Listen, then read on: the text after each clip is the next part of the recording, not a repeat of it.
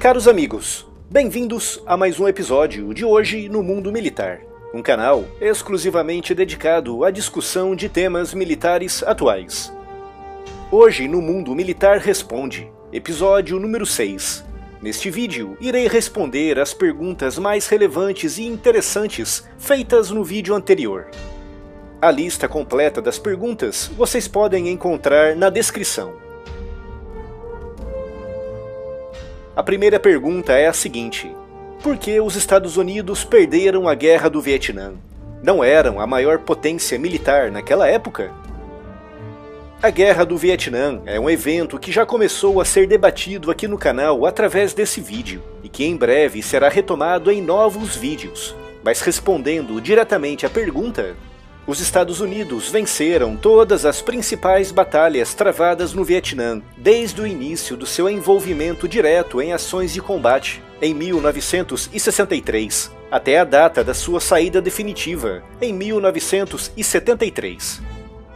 Nesses 10 anos de presença americana ativa na região, os Estados Unidos participaram em mais de 50 batalhas realmente importantes e significativas, com destaque para a Batalha de Ia Drang, em novembro de 1965, a Batalha dos Montes 861 e 881, em maio de 1967, a Ofensiva do Tet, que se estendeu entre janeiro e setembro de 1968 e que resultou em quase 50 mil mortos norte-vietnamitas, contra menos de 5 mil sul-vietnamitas, a Batalha de Hambúrguer Hill, em maio de 1969, a Batalha de An Loc, em julho de 1972, e dezenas de outras.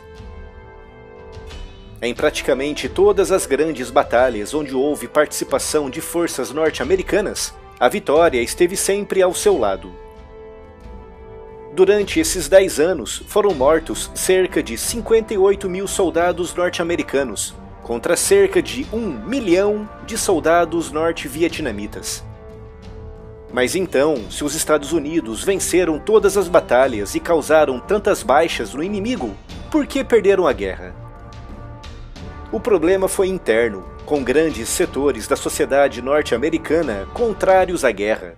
As manifestações eram constantes e cada vez mais violentas, e a instabilidade política crescia no país. Chegou a um ponto em que, apesar das vitórias no terreno, o governo dos Estados Unidos já não era capaz de continuar com a guerra. Do lado comunista, o Vietnã do Norte recebia ajudas materiais da China e da União Soviética: armas, canhões, granadas, minas, munições. Os norte-vietnamitas entravam com os soldados, e os chineses e os soviéticos entravam com as armas. E apesar do gigantesco número de baixas, o descaso pela vida dos soldados era total. Muitas manobras norte-vietnamitas de ataque lembravam as manobras soviéticas durante a Segunda Guerra Mundial, quando ondas infindáveis de soldados eram lançadas uma após a outra contra posições bem defendidas.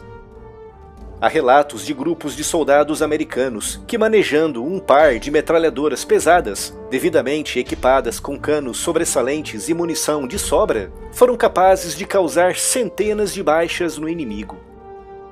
Mas se 1 milhão de mortos era algo perfeitamente aceitável para os comunistas norte-vietnamitas e os seus aliados chineses e soviéticos, 58 mil mortos era algo completamente inaceitável para a sociedade americana da época. Com o aumento do descontentamento interno e das manifestações, a presença norte-americana começou a diminuir no início dos anos 70, até saírem completamente em 1973. Sem a presença direta americana na região, os norte-vietnamitas derrotaram os sul-vietnamitas e reunificaram o país sob a bandeira comunista. Tudo isso será explicado em detalhes em vídeos futuros aqui no canal. A segunda pergunta é a seguinte: se a Rússia é inferior aos Estados Unidos, por que ela é considerada uma ameaça? A Rússia possui uma formidável força militar regional e tem um dos melhores sistemas defensivos do mundo, tanto a nível aéreo como naval e terrestre. A nível global, a Rússia não se aproxima do poder militar combinado da OTAN, que, à exceção dos blindados, possui muito mais soldados, navios e aviões. Mas os equipamentos militares russos estão todos concentrados num mesmo país, o que transforma a Rússia numa região tremendamente difícil de ser invadida. Há também, obviamente, a questão nuclear, com a Rússia possuindo milhares de ogivas nucleares. Um ataque convencional esmagador por parte da OTAN contra a Rússia seria respondido com um ataque nuclear russo. Esse ataque nuclear russo seria respondido com um ataque nuclear da OTAN, e o resultado seria o apocalipse nuclear. Por isso, por conta de todo o seu poder militar regional e do seu arsenal nuclear, a Rússia é vista pela OTAN como uma ameaça à integridade territorial dos seus vizinhos. Basta vermos o que aconteceu com a Crimeia e com o que está acontecendo no leste da Ucrânia. A terceira pergunta é a seguinte: quais são as forças especiais do Japão? As forças de autodefesa do Japão serão destacadas em breve aqui no canal, mas respondendo à pergunta, os japoneses possuem o Grupo de Forças Especiais, dedicado a operações contra terroristas e de anti-guerrilha.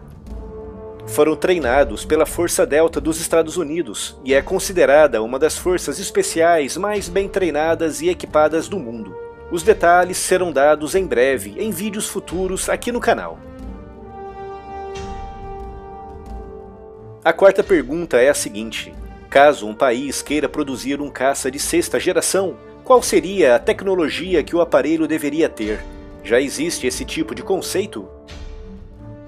Não há ainda um conceito claro e inequívoco sobre a sexta geração. Neste vídeo que fiz aqui no canal, há uma explicação sobre a geração dos caças. Mas sobre a sexta geração, trata-se de uma ideia nova e que nesse momento vem sendo desenvolvida apenas pelos Estados Unidos, que já possui 2 caças operacionais de quinta geração, com a Rússia e a China ainda finalizando seus primeiros aparelhos de quinta geração. Alguns analistas dizem que um caça de sexta geração deverá vir equipado com armas de energia concentrada, como lasers, e ter capacidades ainda mais avançadas de furtividade. É um tema um pouco complexo e extenso, e sobre o qual tentarei falar com mais detalhes em vídeos futuros. A quinta pergunta é a seguinte: é possível o Osório e o Tamoio serem produzidos hoje por outra empresa de blindados no Brasil? Dificilmente, já que são projetos muito antigos e já claramente obsoletos. Esses blindados foram desenvolvidos no início dos anos 80, há mais de 35 anos atrás, o que obrigaria ao redesenho de praticamente todos os seus componentes eletrônicos.